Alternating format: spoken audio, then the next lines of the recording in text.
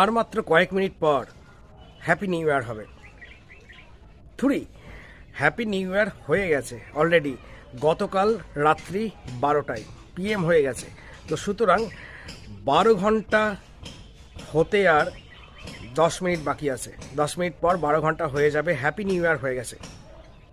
কিন্তু আমি happy new year হইনি, কারণ আমি হ্যাপি হইনি।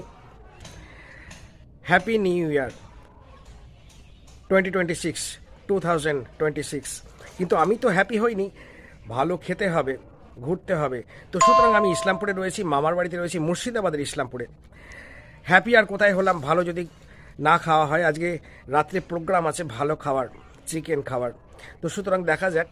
তো এখন যা শৈত্যপ্রবাহ চলছে, মানে দিনের বেলায় 12টা বাজতে চললো, আমি টুপি পরে আছি, জ্যাকেট পরে আছি।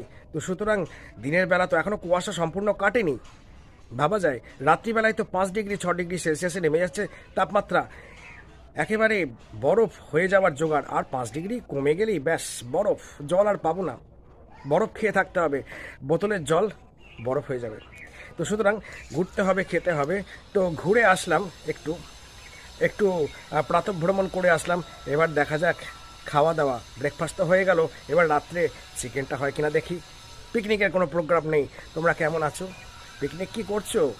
কিভাবে কাটাবে এই বছরটা, না এই দিনটা? হ্যাপি এখনো হয়নি। ভালো খাবো তবে তো হ্যাপি হব। তবে নিউ ইয়ার চলে এসছে, আমরা 25কে বিগত জানিয়ে দিয়েছি। নমস্কার।